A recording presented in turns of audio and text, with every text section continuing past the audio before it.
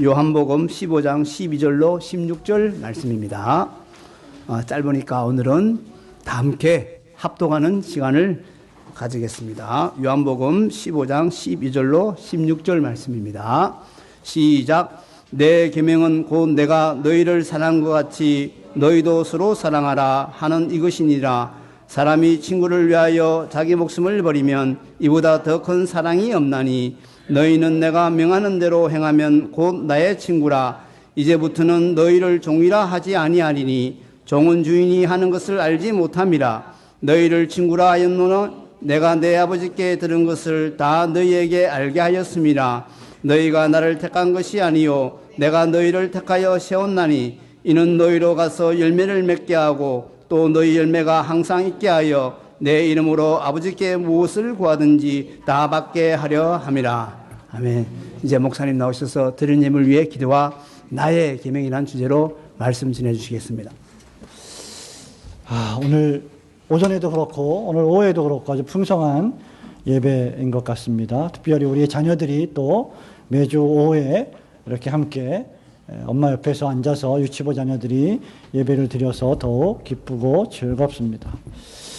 우리 교회는 늘 온 세대 온 가족 예배를 드리지만 이제 큰 교회들은 주일학교나 중고등부나 청년대학부가 너무나 많기 때문에 이렇게 나눠서 예배를 드리다 보니까 한 달에 한 번 또는 석 달에 한 번 이렇게 온 가족이 예배를 드리게 됩니다. 그러면 그게 대단히 낯설어요. 예배도 상당히 쉽지 않습니다. 그런데 우리 교회는 또 온 가족이 함께 예배를 늘 드리기 때문에 즐겁고 복됩니다. 실로 오랜만에 다시 요한복음 강해 시간으로 돌아왔습니다.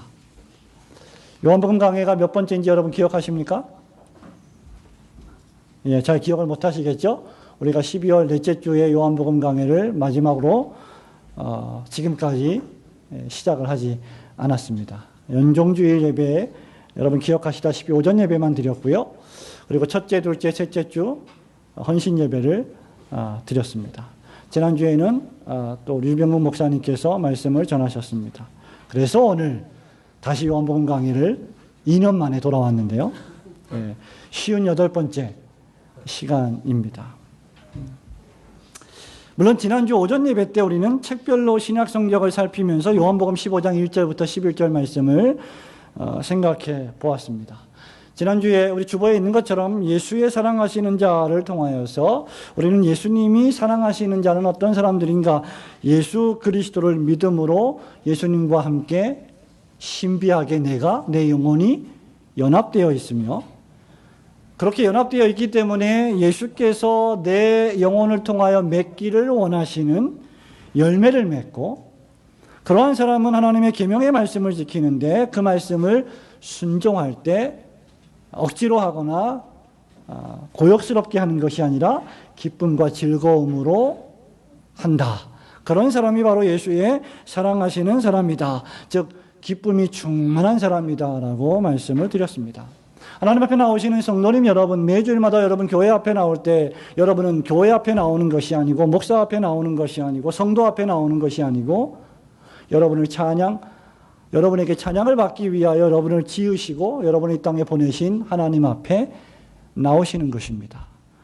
그러므로 하나님 앞에 나올 때 우리는 늘 하나님이 주신 기쁨과 즐거움으로 충만하여 나와야 할 것입니다.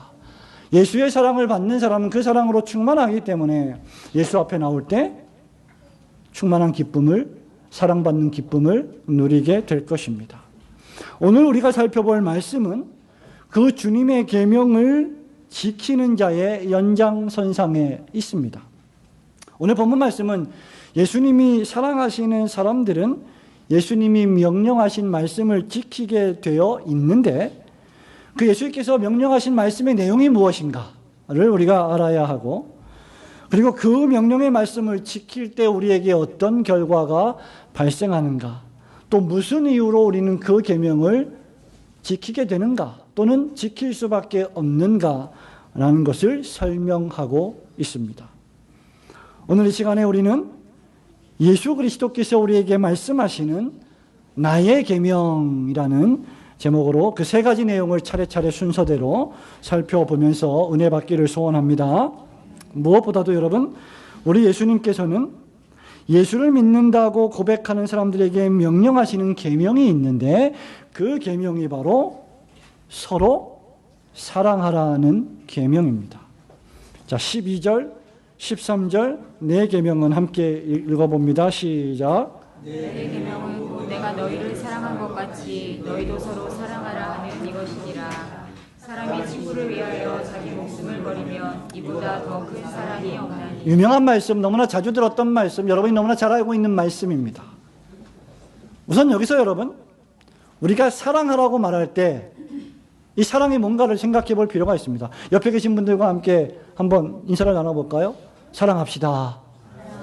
쑥스럽지만 부부끼리 계신 분은 얼마나 좋으시겠습니까? 다시 한번 해볼까요? 사랑합시다. 자, 쑥스럽죠? 장로님이 우리 청년들한테 사랑합니다, 사랑합시다 하니까. 예. 근데 여러분이 사랑한다라고 말할 때 사랑이라고 하는 이 단어, 사랑하라고 할 때 사랑하라고 하는 이 명령의 단어, 이 말은 저와 여러분에게 그저 사근사근한 귀엽고 사랑스러운 어떤 감정이 아님을 아셔야 합니다. 예수께서 우리에게 서로 사랑하라고 말할 때 이 말은 미혼 남녀 청년이 서로 첫눈에 반해서 사랑에 빠져 열정적인 뜨거운 관계를 가지는 것도 아닙니다.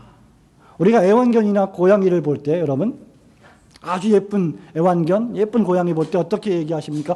너무 이쁘다. 너무 귀엽다. 너무 사랑스러워. 라고 감탄사를 남발하지요. 그때 말하는 사랑이 아닙니다. 왜냐하면 지금 주님은 우리에게 너희가 서로 사랑하라고 말할 때 이 말을 매우 심각하게 하고 계시기 때문이죠. 심각한 사랑입니다. 무엇보다 여러분, 늘 우리가 성경 말씀을 읽을 때 성경을 읽어놓고 딴 얘기하지 말고 성경을 봐야 됩니다. 성경이 우리에게 뭐라고 말합니까? 주님은 우리가 서로 사랑하라고 명령하면서 단서를 붙이시죠. 어떻게 사랑하라고요? 내가 너희를 사랑한 것 같이. 내가 너희를 사랑한 것 같이. 무슨 말이냐? 너희들 마음대로, 너희들 멋대로 사랑하는 것이 아니라 너희들이 세상에서 가지고 있는 그 사랑의 개념으로 서로 사랑하는 것이 아니고, 주님을 사랑하는 것이 아니고, 교회를 사랑하는 것이 아니고, 내가 너희를 사랑한 것 같이. 손아유 선생님 어린이, 내가 너희를 사랑한 것 같이. 예수님이 하율이 세임이를 사랑한 것 같이. 화린이 어디 갔어요? 화린이를 사랑한 것 같이. 그렇게 사랑을 서로 하라는 말이에요. 여러분, 이 말씀은 요한복음 13장, 여러분 잊어버리셨는지 모르겠습니다만 13장 34절에서 우리 예수님이 제자들에게 하신 새 계명의 핵심입니다. 내가 너에게 새 계명을 주노니, 그 계명이 뭐예요? 서로 사랑하라. 새 계명을 너희에게 주노니 서로 사랑하라. 내가 너희를 사랑한 것 같이 너희도 서로 사랑하라. 그 사랑입니다. 그리고 이렇게 우리가 사랑하면 우리가 주님의 제자가 된 것을 그 사랑이 증명해 줄 것이다 라고 말하고 있는 것입니다. 그렇다면 저와 여러분 질문해야 합니다. 이 새로운 계명, 이 새 계명은 구약의 10계명의 요약이고, 하나님을 사랑하고 이웃을 내 몸과 같이 사랑하라는 그 계명의 요약이고, 선지와 사도들이 구약과 신약 성경에서 교훈했던 모든 말씀의 대강령입니다. 그러니 너희가 서로 사랑하라는 이 말씀을 실천하지 않는다면 우리는 예수의 사랑을 실천하지 않는 것이 되겠지요. 하나님을 사랑하고 이웃을 내 몸과 같이 사랑한다면 그 사람은 모든 계명을 다 지키는 것과 같다라고 우리 예수님 말씀하셨습니다. 구약과 신약 성경의 모든 계명 다 지키는 것이 얼마나 어렵습니까? 우리가 지키지 못하죠. 그래서 세 계명 지켜야 되는 거죠. 두 가지 뭐예요? 내 마음을 다하고 목숨을 다하고 뜻을 다하고 힘을 다하여 주 너의 하나님을 사랑하라. 그 둘째는 이와 같으니 내 이웃을 내 몸과 같이 사랑하라. 그런데 문제는 이것입니다. 내가 너희를 사랑한 것 같이 사랑하라 이 말이에요. 예수님이 우리를 어떻게 사랑하셨습니까? 그렇죠? 자기 목숨을, 자기 생명을 버리면서까지 사랑하셨습니다. 그래서 이어지는 13절에서 대단히 어려운 말씀을 하시죠. 사람의 친구를 위하여 자기 목숨을 버리면 이에서 더 큰 사랑이 없나니라고 말씀하십니다. 그렇다면 이 사랑은 생명을 주는 사랑입니다. 형제를 위하여 목숨을 버리는 사랑입니다. 저와 여러분이 과연 이렇게 여러분의 형제를 위하여, 여러분의 동료 그리스도인을 위하여 목숨을 버리는 사랑을 할 수 있다고 생각하십니까? 이런 사랑을 할 수 있는 사람이 도대체 누가 있겠습니까? 그런데 분명히 주님은 우리에게 그렇게 사랑하라고 명령하셨습니다. 그래서 예수를 따르는 사람들은, 하나님을 사랑한다고 말하는 사람들은 자기를 부인하지 않으면, 각자가 자기 십자가를 지지 않으면, 예수를 쫓아가지 않으면 이런 이타적인 사랑을 할 수는 없는 것입니다. 이타적이지 않으면 이런 사랑을 실천할 수가 없습니다. 그런데 그 어려운 사랑을 우리 예수님이 하신 것입니다. 우리 주님이 우리를 위하여 자기 목숨을 버리신 사랑은 비단 저와 여러분을 개인적으로 구원하시기 때문만은 결코 아닙니다. 우리 예수께서 여러분 개인을 구원하시기 위하여 자기 목숨을 버리신 이유는 주께서 거룩한 교회를 사랑하시기 때문입니다. 에베소서 5장 25절에서 바울이 이렇게 말합니다. 남편들아, 아내 사랑하기를 그리스도께서 교회를 사랑하시고 그 다음 교회를 위하여 자신을 주심같이 하라. 예수의 죽음은, 예수 그리스도의 십자가 죽음은 교회를 위하여 자신을 버리신 죽음이었습니다. 예수께서 십자가에서 죽으신 이유는 교회된 여러분 개인을 사랑하시기 때문이고, 동시에 그렇게 개인 신자들이 함께 모인 그리스도의 교회 공동체를 사랑하시기 때문이요. 그 이유 때문에 자기 목숨을 던지신 것입니다. 오늘 오전에 우리가 말씀을 들었던 것처럼 그리스도를 머리로 하는 몸된 교회를 위하여 예수는 자기의 생명을 버리셨습니다. 그러므로 여기 서로 사랑하라는 말은 교회를 사랑하라는 말이며, 교회 안에 있는 성도들을 존중하고 서로 사랑하라는 말입니다. 그래서 한편으로 이 명령은 누구라도 할 수 있으며 반드시 해야만 하는 명령이지요. 서로 사랑하라는 말은 모든 사람들이 사랑을 받아야 한다는 뜻입니다. 교회 구성원의 아주 작은 아이들로부터 시작해서 장년에 이르기까지 모든 성도들이 다 사랑을 받아야 하고 다 사랑을 실천해야 할 자들이다라는 것입니다. 그렇기 때문에 이기적인 마음, 시기하는 마음, 왜곡된 마음으로는 결코 다른 성도를 사랑할 수가 없습니다. 잘난 체하고 뽐내고 교만한 마음으로는 결코 다른 사람을 사랑할 수 없고 아무도 사랑할 수 없으며 자신도 사랑받지 못합니다. 우리 교회 가족 구성원 가운데 또는 여러분의 가족들 가운데, 여러분의 자녀들 가운데 누구 혼자가 그렇게 뽐내고 시기하고 자기만 사랑받기를 원한다고 한다면 그런 사람은 부모들의 훈육의 대상이 될 것입니다. 왜냐하면 그는 자신을 위하여 목숨을 내어주신 예수님의 사랑을 전혀 경험한 바가 없을 수도 있을 것이기 때문입니다. 부모의 사랑이 무엇인가를 참되게 받았다면 그는 다른 가족들을 사랑하게 될 것입니다. 우리가 예수 그리스도의 십자가 사랑을 뜨겁게 경험하고 있다면 그 사랑을 받은 다른 성도들을 사랑해야만 합니다. 오늘 저는 우리 교회의 어떤 집사님께서 늘 우리의 교회 자녀들을 데리고 맛있는 과자를 사러 가주시는데 그게 그분의 믿음의 분량이시고 그게 그분의 직무이신데 그분이 과자를 사러 데리고 가서 과자를 사주실 때 그냥 사주지 않는다고 하십니다. 자주 가서 과자를 사주니까 우리 아이들이 얼마나 영악합니까? 얼마나 똑똑합니까? 그러니 우리 아이들이 어떤 때는 작은 거를 줍지 않고 큰 거를 가지고 온대요. 우리 집사님이 지혜를 발휘하셔서 그렇게 가져오는 친구들에게 이렇게 말을 한답니다. 이렇게 큰 거를 가져올 때는 너 혼자만 먹는 게 아니라 교회 모든 성도님들과 다 같이 나눠 먹기를 원한다면 큰 걸 가져와도 돼. 라고 말을 했더니 순간 약간 당황하면서 주저주저 하는 눈빛이 역력하다라고 말씀을 하셨습니다. 그런데 어떤 친구는 그럼에도 불구하고 꿋꿋이 그 큰 거를 갖고 와서 교회에 와서 모든 성도들에게 나누어주는 친구가 있다라는 말을 들었습니다. 사랑을 받은 친구는 그 사랑을 나누어주는 것이죠. 사랑을 받았기 때문입니다. 그렇기 때문에 우리 사도 바울도 이러한 사랑을 받은 사람의 특징을 이렇게 말하고 있습니다. 고린도전서 8장 1절에서 지식은 교만하게 하고 사랑은 덕을 세운다. 여러분, 저와 여러분은 모두가 다 배울 만큼 배운 사람들입니다. 우리가 몰라서 주님을 사랑하지 못하는 것이 아니고 우리가 몰라서 성도를 사랑하지 못하는 것이 아닙니다. 지식이 부족해서 성도를 사랑하지 못하는 것이 아닙니다.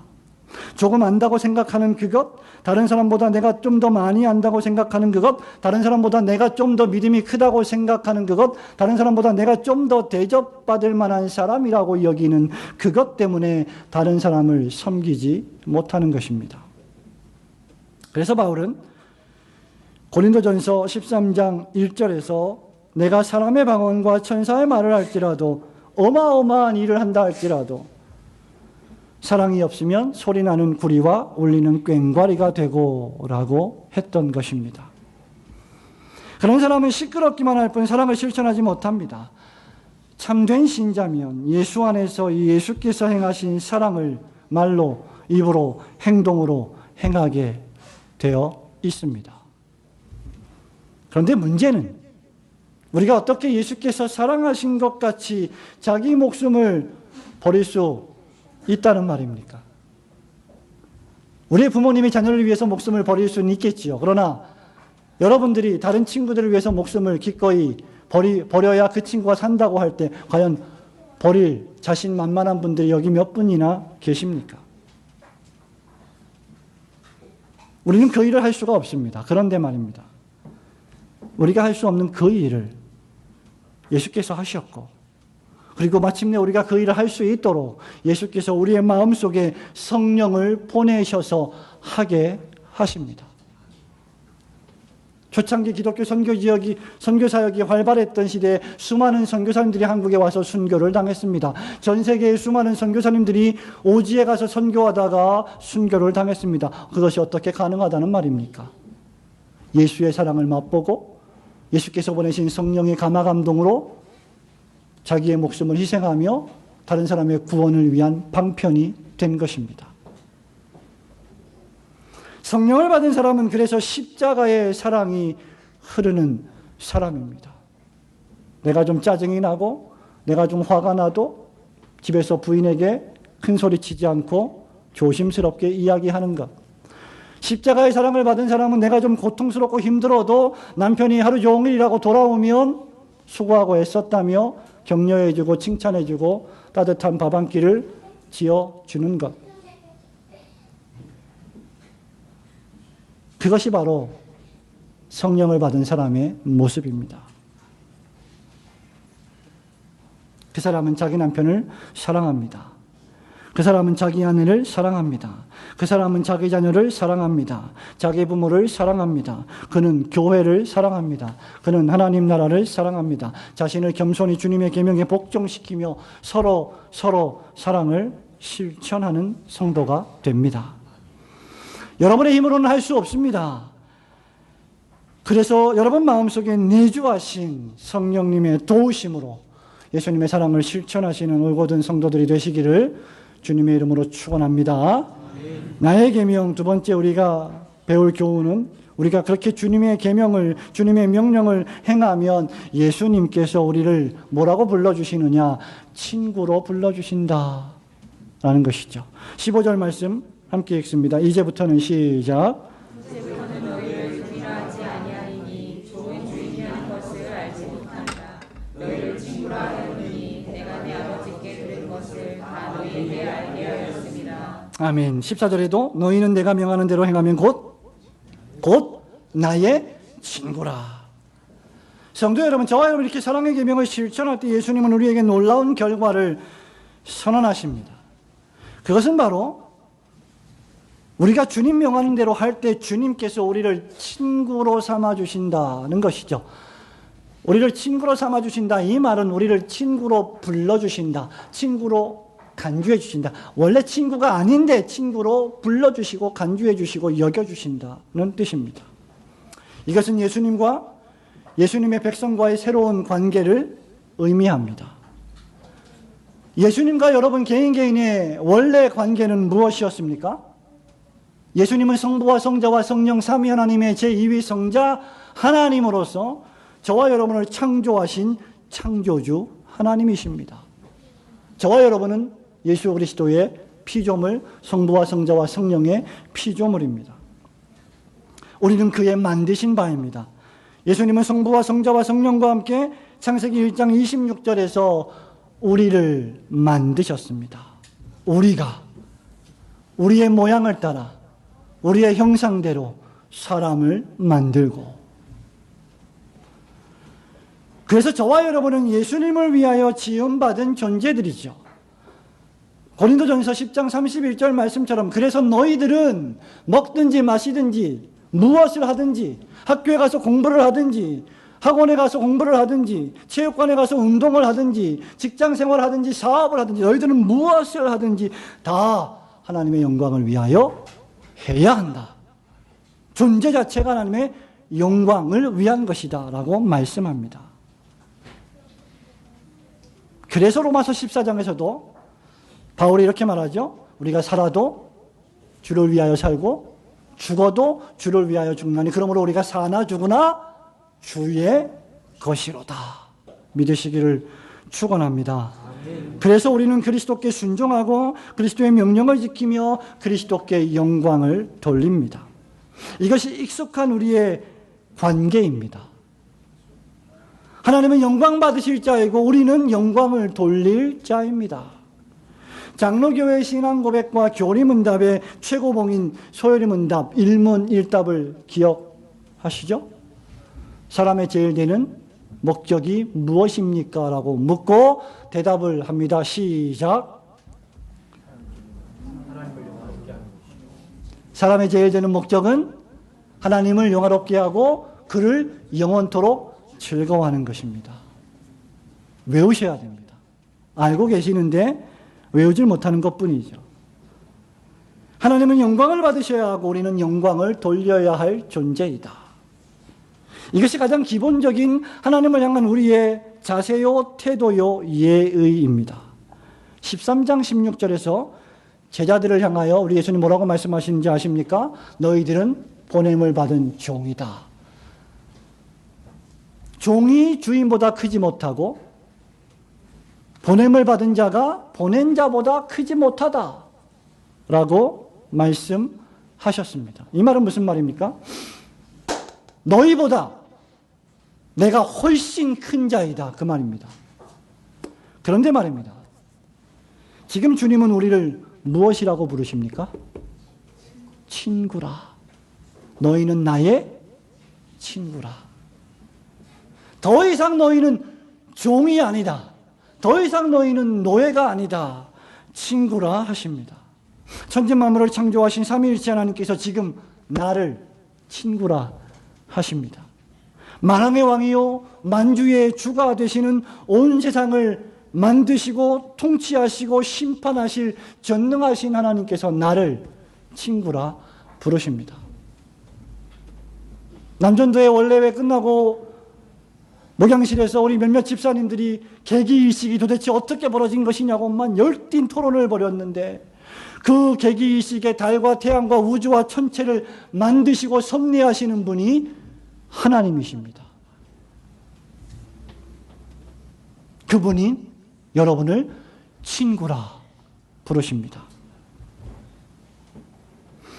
성도 여러분, 그러나 우리는 주의해야 합니다. 여기에 친구는 하나님과 내가 맞먹는 우정을 나누는 사이를 말하고 있지 않습니다. 원래 친구 관계는 friendship, 우정입니다. 여기 헬라어 원문에도 그런 단어로 사용되었습니다. 그러나 그런 정도로 하나님께서 당신을 낮추셔서 우리를 상대하시겠다는 의미입니다. 여기 친구의 의미는 더 나아가서 지난주에 우리가 살펴보았던 것처럼 내가 너희를 사랑하는 관계다, 그 말입니다. 우정을 넘어서 친구를 위하여 목숨을 버리는 관계 말입니다. 여기 친구를 위하여 목숨을 버리는 사랑보다 더 큰 사랑이 없다라고 말할 때 이 사랑은 누구를 가리키는 것입니까? 예수 그리스도를 가리키는 것입니다. 내가 너희를 위하여 목숨을 버렸다. 나만이 너희를 위하여 목숨을 버려 영생을 얻게 할 수 있다, 그 말입니다. 예수님은 세상을 위하여 목숨을 버리시는 분이시지만 엄밀한 의미에서는 자기 친구들만을 위하여 목숨을 버리시는 분이십니다. 누가 예수님의 친구입니까? 계명을 순종하는 사람들입니다. 그러면 계명에 순종하면 예수님의 친구가 됩니까? 계명을 지키는 것이 예수님의 친구로 만드는 것이 아니라 예수님의 친구가 되었기 때문에 계명을 지키는 것입니다. 또다시 반복하지만 우리는 계명을 지킬 수가 없습니다. 계명을 지키도록 역사해 주셨기 때문에 우리는 계명을 지키게 되고, 그래서 우리 주님은 우리를 친구라고 부르신다는 것입니다. 예수께서 우리를 친구 삼으시기 위하여 우리를 죄에서 구원하셨고, 계명을 지킬 능력도 주셨고, 계명을 지킬 의지도 주셨고, 예배를 드릴 마음도 주셨다는 것입니다. 하나부터 끝까지 주의 은혜입니다. 다시 말하면 계명을 지킨다는 것은 예수님의 친구가 누구인지를 특징지어 주는 것입니다. 우리 신준혁 군은 더 이상 군인이 아니죠. 그러나 제대하기 전에는 신분이 무엇입니까? 군인입니다.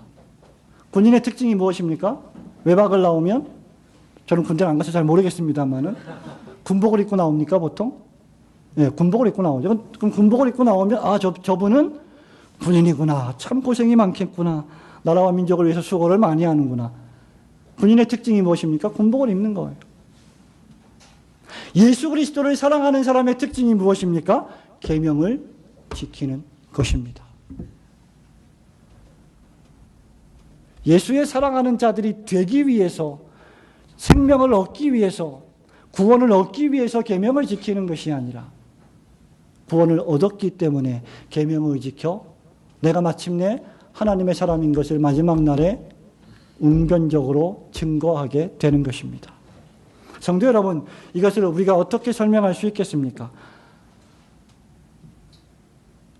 여러분에게 과연 가장 친한 친구가 혹시 있으십니까? 우리가 얼마나 외로우면, 얼마나 힘들면 많은 친구들이 없이 그저 우리가 스마트폰하고 동거하면서 스마트폰을 애인 삼아서 살아가고 있습니까?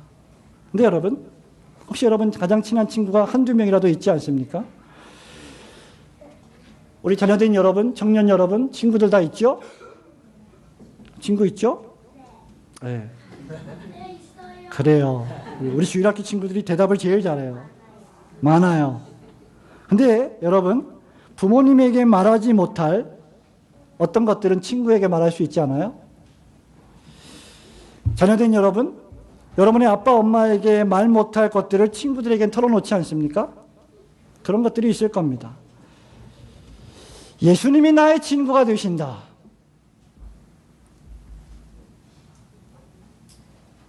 예수님이 나의 사랑하시는 친구이시다. 물론 이 말은 상호 우정적인 측면에서의 친구를 의미하지 않습니다. 그것을 초월한다고 말씀드렸죠. 그러나 예수님이 나의 친구가 되신다, 나를 친구로 여겨주신다, 이 말씀은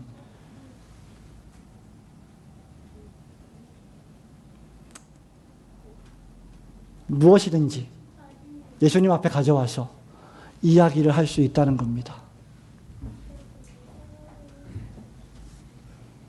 오늘날 현대 교회의 큰 문제 가운데 하나가 무엇입니까? 물론 그것이 유일한 문제는 아닙니다만 하나님과의 교제에 집중하기보다 사람과의 교제에 집중하는 경우입니다. 물론 성도의 교제는 교회가 받은 큰 축복 가운데 하나입니다. 그러나 하나님과의 교제가 선행되어야 성도의 교제가 있어지는 것입니다. 여러분의 어려움, 여러분의 고민, 여러분의 문제, 여러분의 모든 것들을 주님께 가져와서 기도하십시오. 남전도의 카톡방에 기도 제목을 전부 다 올리십시오. 고민이 얼마나 많으십니까? 사업하시는 여러분, 직장 다니시는 여러분. 우리 주님이 말씀하십니다. 마태복음 11장 28절이죠. 수고하고 무거운 짐진 자들아 다 내게로 오라. 내가 너희를 쉬게 하리라. 나는 마음이 온유하고 겸손하니 나의 멍에를 메고 내게 배우라. 그리하면 너희 마음이 쉼을 얻으리니 이는 내 멍에는 쉽고 내 짐은 가벼움이라 하시니라. 해결할 수 없는, 해결되지 않는 문제들이 있습니까? 주님께 아뢰십시오. 기도하십시오. 뿐만 아니라 예수께서 우리의 친구가 되신다는 사실은 예수께서 당신의 이야기를 우리에게 해 주신다는 뜻입니다. 15절 말씀 뒤에 보십시오. 내가 너희를 친구라 하였노니 내가 내 아버지께 들은 것을 다 너희에게 알게 하였음이라. 여러분, 주인이 종에게는, 노예에게는 아무것도 이야기하지 않습니다. 노예에게는 명령만 하면 그뿐입니다. 그러나 친구에게는 다 이야기를 해 주십니다. 예수님이 우리를 친구 삼아 주셨다. 이 말씀은 구약 성경에서부터 시작된 하나님의 위대한 구속의 이야기, 구속의 드라마, 그 언약의 이야기들을 창세기에서부터 요한계시록까지 다 우리에게 알려주신다는 것입니다. 아버지께 들은 것을 다 알려주신다. 예수님은 성령님을 통하여 계시된 말씀을 우리에게 깨닫게 해주십니다. 여러분이 성경을 읽을 때, 여러분이 설교를 들을 때 성령께서 우리 마음에서 역사하셔서 우리의 어두운 지성을 비추어 주셔서 아, 이것이 인생이구나. 아, 이것이 역사이구나. 아, 지금 우리는 이만큼 왔구나. 아, 우리는 이제 이만큼 갈 날이 남았구나. 역사를 분별하고 시대를 분별해서 내가 어떻게 살아가야 될 것인가를 깨닫게 하십니다. 그 이야기를 예수께서 다 해 주십니다. 예수님 그래서 한 번도 우리를 실망시키신 적 없으신 우리의 참 친구이십니다. 사람은 여러분을 만족시킬 수 없습니다. 가족이라 할지라도 여러분을 만족시킬 수는 없습니다. 그러나 예수 그리스도께서 하시는 말씀은 우리의 영혼과 우리의 온몸을 만족해 하시는 성령의 음성이 되십니다. 아브라함과 모세는 그런 의미에서 하나님과 긴밀한 교제를 나누었던 하나님의 친구로 불렸습니다. 물론 제자들이 예수님의 말씀을 다 이해하지 못했고 저와 여러분 역시 무지해서 어떤 경우에는 설교를 오해하기도 하고 말씀을 오해하기도 하지만 끊임없이 우리가 성경과 설교와 기도와 성찬과 찬송과 같은 하나님 앞에 은혜를 받는 방편, 은혜를 돌려드리는 그 방편들을 통하여 그 은혜 받은 방편의 반응으로서 신앙 고백을 통하여 주님의 뜻을 받아먹고 또 고백하게 됩니다. 그리고 지금은 희미하게 보지만 주님이 오는 그때에는 얼굴과 얼굴을 마주대하여 볼 날이 올 것입니다. 우리를 친구 삼아주신 주 예수 그리스도의 은혜 앞에 깊이 감사하시고 명령의 계명에 순종하시는 성도들이 되시기를 축원합니다. 나의 계명, 마지막 주시는 교훈은 바로 이 일을 위하여 예수 그리스도께서 우리를 선택하신 것입니다. 16절 말씀 함께 읽습니다. 너희가 나를 택한 것이 아니요 시작 아니요 내가 너희를 택하였으니 이는 너희로 가서 열매를 맺게 하고 또 너희 열매가 항상 있게 하여 내 이름으로 아버지께 무엇을 구하든지 다 받게 하려 함이라. 아멘. 이제 우리 주님께서 가장 중대한 말씀을 하십니다. 우리가 첫 번째, 두 번째 대지의 말씀을 들었는데 그 말씀을 오해하지 않도록 우리 예수님은 너희가 나를 택한 것이 아니라 내가 너희를 택했다라고 선포하십니다. 자, 예수님께서 우리에게 주신 계명은 뭐라고 했습니까? 서로 사랑하라는 계명이었습니다. 그리고 그렇게 할 때 비로소 당신의 친구가 되며 계시의 비밀한 뜻과 말씀을 알려주시고 깨닫게 해주신다고 말씀하셨습니다. 그런데 이 일이 모두가 다 가능했던 유일한 한 가지 이유는 바로 제자들을 선택하신 예수님의 선택에 그 원인이 있었습니다. 여기서 주님은 선택의 교리에 대하여 말씀하십니다. 저와 여러분이 죄를 용서받고 어두움에서 빛의 자녀가 되었고 죽음에서 옮겨 영생을 얻은 것은 모두가 다 주님의 선택 때문이었다는 말입니다. 저와 여러분이 뿐만 아니라 서로 사랑하는 가족이 되었고 산을 옮길 만한 비밀한 지식을 알게 된 것, 창세기에서부터 시작해서 요한계시록까지 끝나게 되는 놀라운 하나님의 구속 역사의 이야기를 설교를 통하여 성경을 읽으면서 통하여 듣고 이해하게 된 모든 것은 예수께서 나를 선택해 주셨기 때문입니다. 저와 여러분이 오늘 저녁에, 오늘 오후에 이 예배당에 앉아서 영광의 예배를 올려드릴 수 있게 된 은혜는 예수님이 날 선택하셨기 때문입니다. 다시 말하면 선택을 받았기 때문입니다.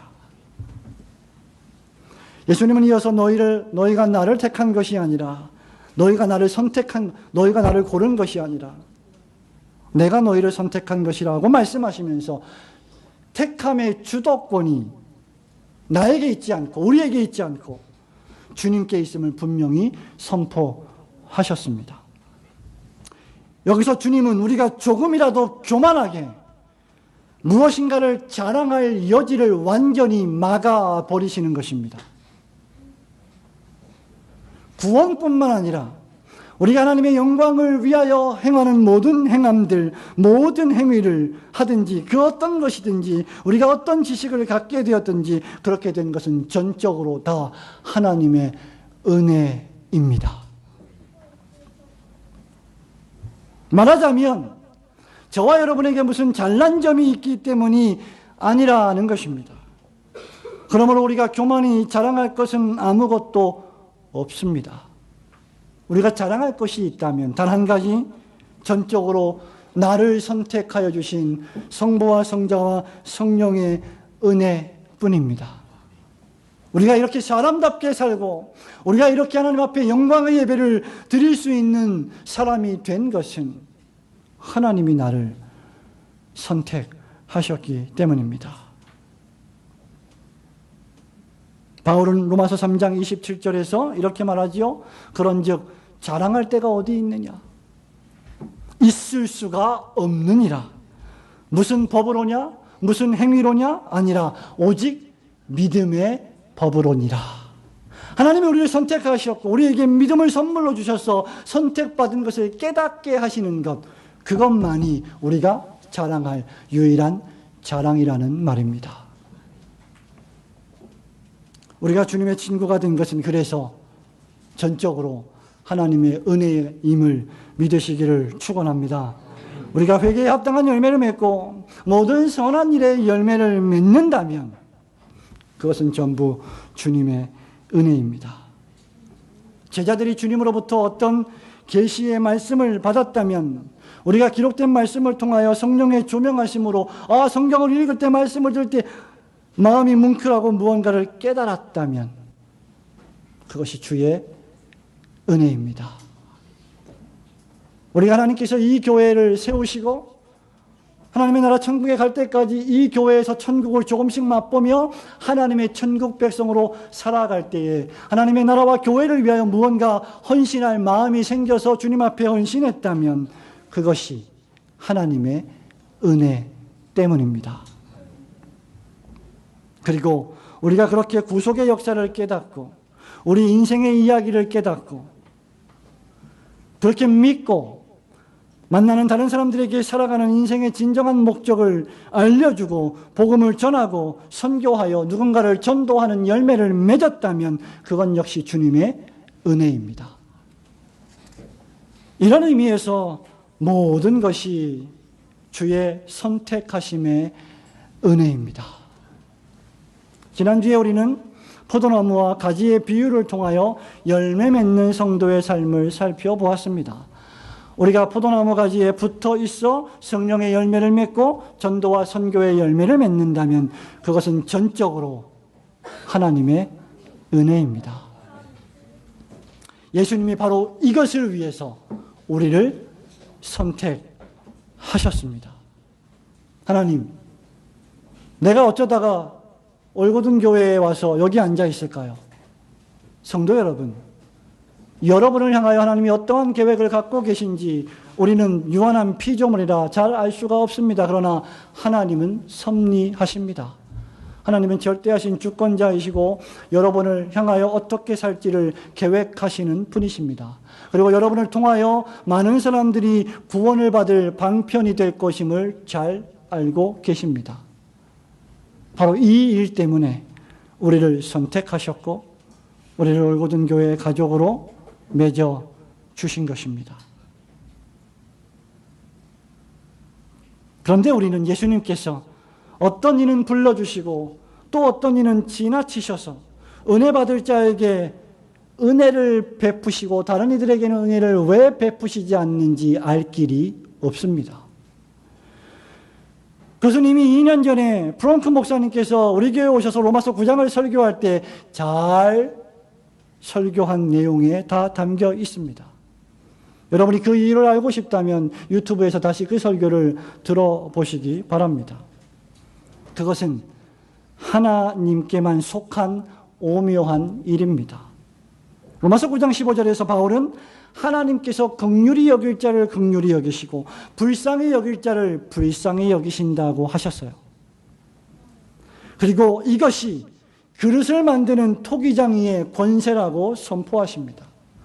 야, 이 사람아, 네가 네기에 하나님을 향하여 힐문하느냐?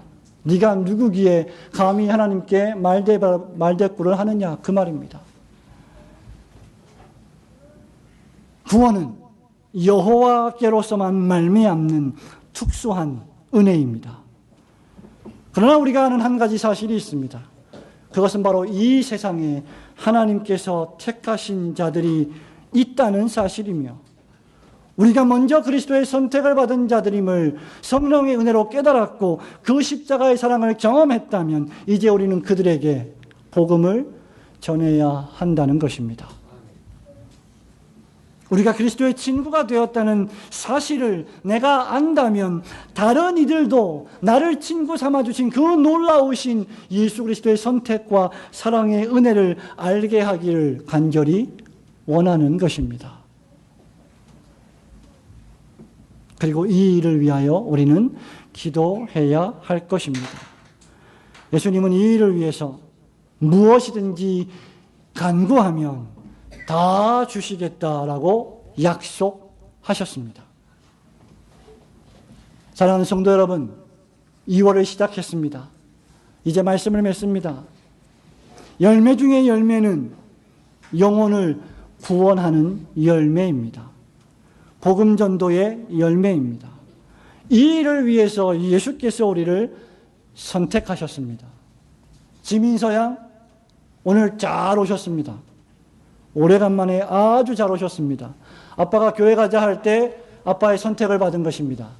아빠 손을 붙잡고 끊임없이 교회를 계속 나와 말씀을 듣고 예배를 드려야 합니다.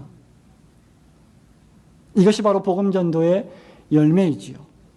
이 일을 위해서 주님이 우리를 선택하셨고 열매를 맺게 하실 것입니다. 그러므로 열매를 맺으려는 참된 성도는 신앙생활을 자기 이익의 수단으로 삼아서는 안 됩니다. 바리새인처럼 외면적 율법 준수나 종교의식 준수에 머물러서도 안 됩니다.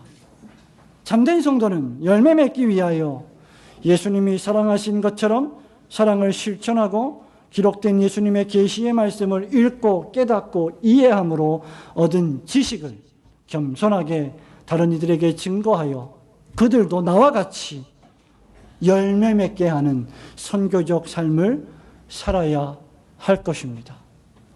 매주마다 설교를 듣는 여러분, 이 설교는 저 사람이 들을 설교다라고 하신다면 여러분은 말씀을 듣고 잊어버려 자기를 속이는 자가 될 것입니다.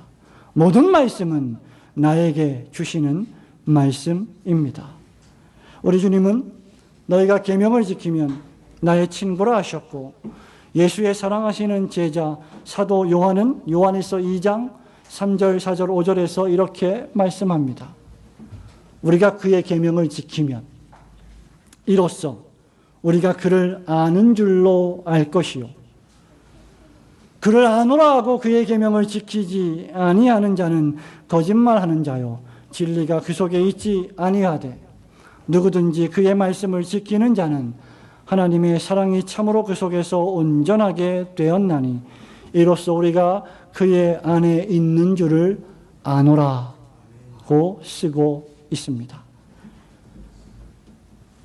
2014년부터 시작된 올고든 교회가 2018년 2월 첫 주일을 통과하면서 하나님께서 역대 이래로 가장 많은 성도들을 보내어 주셔 함께 예배하게 하셨습니다.